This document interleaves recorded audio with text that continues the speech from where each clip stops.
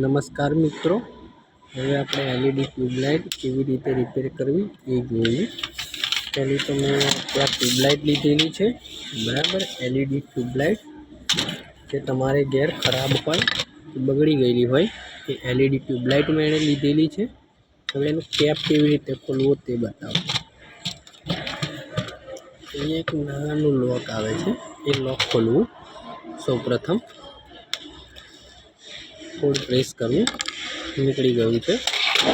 તો એના વાયર આ બાજુ નથી, બરાબર. તો આપણે ટ્યુબલાઇટને ઉલટી ફેરવી દઈશું અને બીજી સાઈડથી એનું આપણે લોક ખોલી લઈશું, બરાબર છે. અહીંયા સ્ટીકર મારેલું હશે, એ સ્ટીકર ધીરે રહીને પ્રેસ કરવું. અહીંયા આ પ્રેસ કરી લોક નીકળી ગયું છે.